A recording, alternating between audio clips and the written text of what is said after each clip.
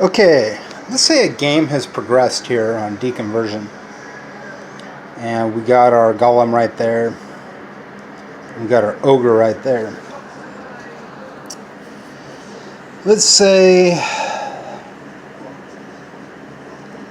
you had to move 6 because that's your movement value, so you can move 6 or less.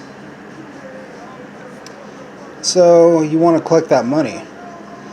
But in a previous video, I said that you had to be on top of the money in order for the security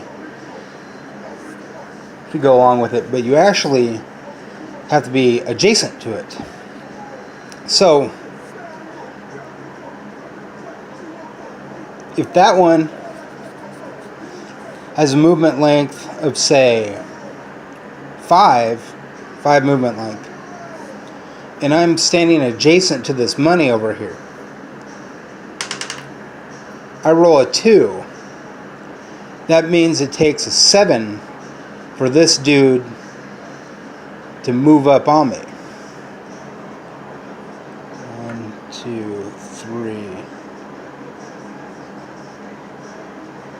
4. So he actually has 3 more to go. 7. But he's only got a movement value of 6. He can't go any further. And he buys an attack. And that attack is a diagonal 3.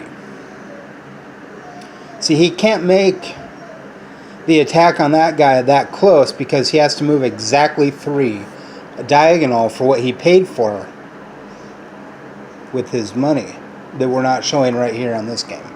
We're not showing the game. It was simplified. So, you know, it could get disorganized, but we try to keep it organized. They don't even need to touch. You can just move them spaces away and you're set up and work that way.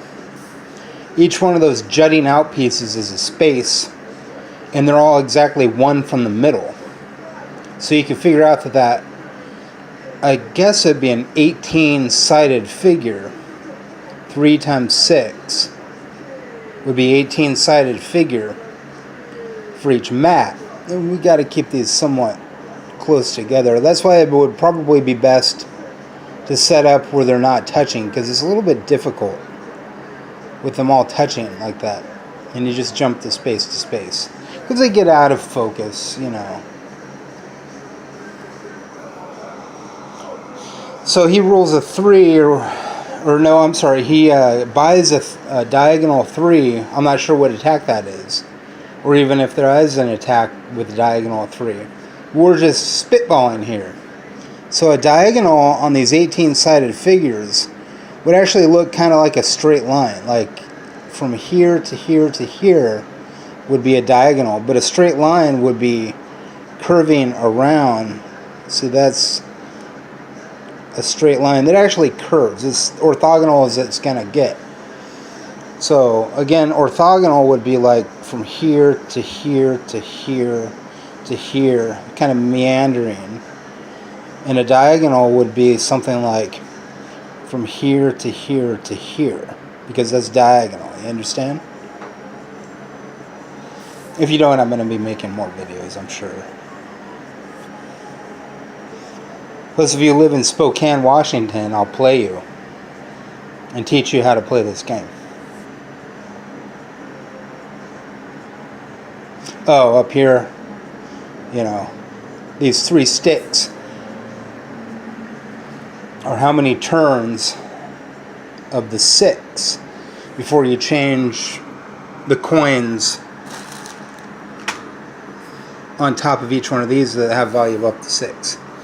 He has 3 lives, which means he's been captured 3 times. Oh, another thing I wanted to go over was if someone attacks, like you could be that far away and attack based on your attack and your movement and your message. Your movement is called your respect. So by respects of 3, there's a movement of 3. It's just old-timey language. You'll get the hang of it with the rules. So if he just attacked he,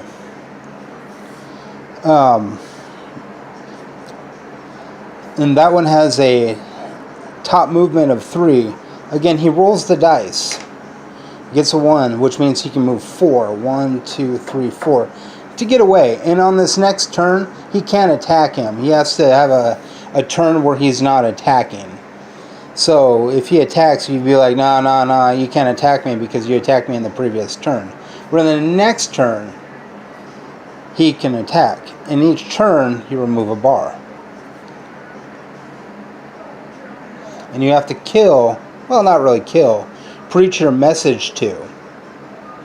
It's sort of your message of your religion. You're making him lose faith in his religion. He's a golem, he's an ogre. So they have different religions because they're different species. I suppose that wouldn't much matter because they're basically just different races. But, you know, each one has a different religion. And so you're trying to connive them out of their religion. Instead of killing them, you're explaining with logic how your religion is good.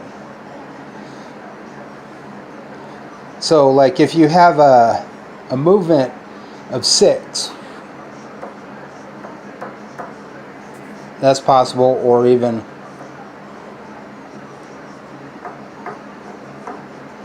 that's possible.